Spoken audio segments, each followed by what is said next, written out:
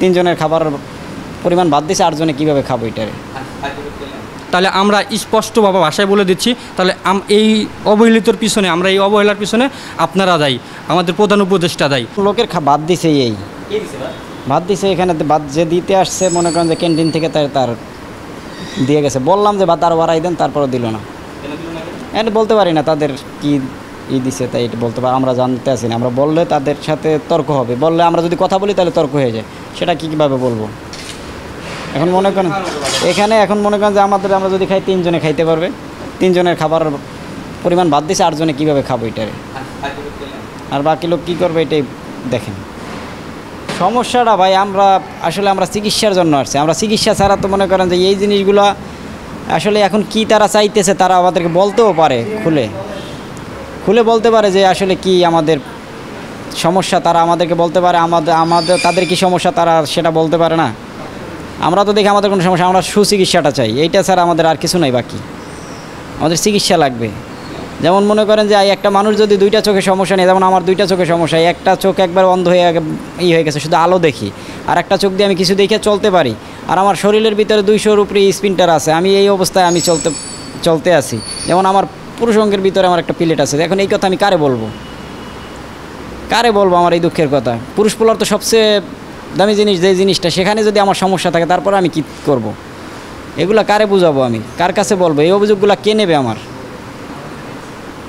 যারা আমাদের রক্তের উপরে যে চেয়ারে বসছে তাদের কাছে অভিযোগ করলে তারা আমাদের এই দায়ভার তো তারাও নিচ্ছে না। কারা আমাদের করবে? কারণ আমরা কিসের জন্য গেছিলাম আসলে রাজপথে বলতে পারতাছি না ভাই। আমাদের আর এই জীবন রাখার চেয়ে মরে যাওয়া অনেক ভালো মনে করি। কারণ কি, যারা আত্মহত্যার পথ খুঁজে নিয়েছিল তারা মরে নাই, কিন্তু এখন থেকে হয়তো মনে হয় যারা আত্মহত্যার পথ খুঁজে নেবে তারা মারা যাবে, কিন্তু এটাই বাস্তব হবে। আমরা কেন দখল করে থাকবো ভাই? আপনারা এসে দেখছেন আমরা কোনো জায়গায় দখল করা আছে?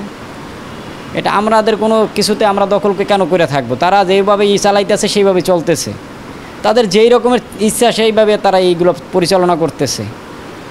তাহলে এইগুলো যদি তারা মিথ্যা অপবাদ কারো উপরে দেয়, কারণ একটা রোগীর উপরে যদি একজন পরিচালক অথবা কেউ যদি অপবাদ দেয়, এটা তার কাছে সে কেমন পরিচালক হইতে পারে বুঝেন?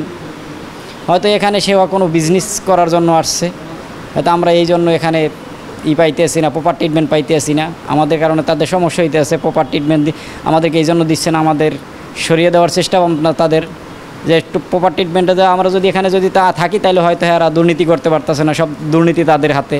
আমরা মনে করেন যে ভর্তি হইতে কিনে আমাদের খেলে না পারে, খালি ডুরুপ দিয়ে রাখতেছে, আর আশ্বাস দিতে আছে তোমাদেরকে ভালো চিকিৎসার জন্য বাহিরে পাঠানো হবে। আমার এমন কি মনে করেন যে আমার পাসপোর্ট বানানোর জন্য মনে করেন যে বলছে যে তুমি পাসপোর্ট বানাই রাখো, আমি পাসপোর্ট বানাই রাখছি। যেমন মনে করেন যে আমার ছাত্র প্রতিনিধি আমার নিয়ে যায় পাসপোর্ট বানাই দিছে, তাদের কথায় আমি পাসপোর্ট বানাইছি। এখন আমার যদি সুচিকিৎসার জন্য আমার যদি বাহিরে না পাঠায়, তাহলে আমার এই আশ্বাস কেন দেওয়া হয়েছে? কেন এই আশ্বাস দিছে? এই রাখার চেয়ে তো আমি নিজে আত্মহত্যা করা তো আমি মনে করি যে বেটার। আত্মহত্যার পথ কেন খুঁজে নেয় মানুষ? এই কারণেই নিচ্ছে ভাই। আমি মনে করেন যে এখন তো ভাই অসুস্থ হয়ে 10-11 মাস আগে আমি ব্যবসা করতাম ভাই। আগে আমার ব্যবসা ছিল, মনে করেন আমার 2টা ব্যবসা ছিল। একটা ছিল যে আমার মনে করেন যে একটা হুঁশিয়ারি গার্মেন্টস ছিল, আর একটা মনে করেন যে আমার ফলের ব্যবসা ছিল। এখন আমার কিছুই নাই, এমনকি আমি এখন পর্যন্ত আমি ঋণ হয়ে গেছি আরও। কারণ কি, আমার পরিবার অসুস্থ হয়ে গেছে। আমার টেনশন করতে আজকে আমার পরিবারও অসুস্থ, আমার পরিবার এখন নিটোরে ভর্তি। যেমন আমার মা বাবা আমার টেনশন করতে তারা নিঃস্ব হয়ে যাইতেছে। আমি কোন দিকটা ভাবতে পারবো? একটা অসুস্থ মানুষ নিজেরটা ভাববো না, পরিবারের কথা ভাববো না, নাকি এই দুনিয়ার কথা ভাববো? কোনটা ভাববো আমি বুঝতে পারতেছি না। হ্যাঁ, গ্রাম থেকে আমাদের যে আত্মীয় স্বজন আসছে আমাদের সেবা দেওয়ার জন্য, আমাদের পাশে থাকার জন্য, তাদেরকে কিন্তু তারা ঢুকতে দিচ্ছে না। আমাদের এই যে পাশে 20 নম্বর বেডের ভাইয়ের বোন আসছে, তো ওই আপুকে আর ঢুকতে দেয়নি গেট থেকে। আপু এখন বর্তমানে আমরা কোথায় রাখবো? গ্রাম থেকে আসছে, তো আপুকে আপাতত আমরা পঙ্গুতে, আমাদের যে পঙ্গুতে আরও ভাইরা আছে, আহত ভাইরা আছে, তাদের সাথে বোনেরা আছে, ওদের সাথে আপাতত রাখা হয়েছে। ভাই এখানে আমরা ট্রিটমেন্ট থেকে শুরু করে নিরাপত্তাহীনতা তো আছেই, আমাদের কোনো নিরাপত্তা নাই, আমাদের কোনো ট্রিটমেন্ট নাই। ওনারা চাচ্ছে আমাদের মেডিকেল থেকে যত দ্রুত সম্ভব মেডিকেল থেকে বের করে দেখ। আর তারা স্টেট কার্ড একটা কথা বলতেছে প্রশাসনের মাধ্যমে, হয়তো আমাদের মেডিকেল কর্তৃপক্ষ বলতেছে না, প্রশাসনের মাধ্যমে তারা নিউজ ছড়াচ্ছে। যদি আমাদের মেডিকেল থেকে যারা বের হবে তারা আর কখনো এই মেডিকেলে ঢুকতে পারবে না, তারা বাইরের ট্রিটমেন্ট নেবে না প্রধান উপদেষ্টার বাসায় বসে ট্রিটমেন্ট নেবে, সেটা হচ্ছে তাদের বিষয়।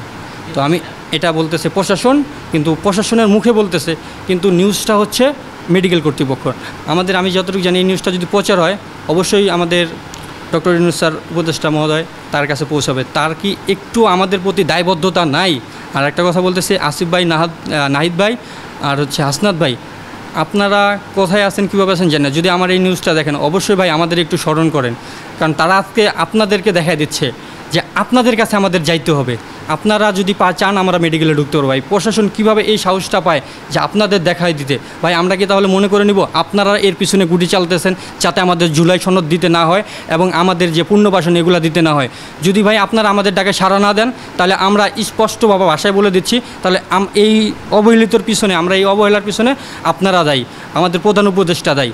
আপনারা যারা আছেন সমন্বয়ক, যারা আমাদের ডাক দিছিলেন, যাদের ডাকে আমরা সাড়া দিছিলাম, যারা আপনাদের ডাকে সাড়া দিয়ে আজকে আমরা পরিবার থেকে বিতাড়িত, আমরা পারতেছি না পরিবারের কাছে যাইতে, পারতেছি না হাসপাতালে থাকতে, পারতেছি না ভাই রাস্তায় পড়ে মরতে, আমরা কোথায় যাব?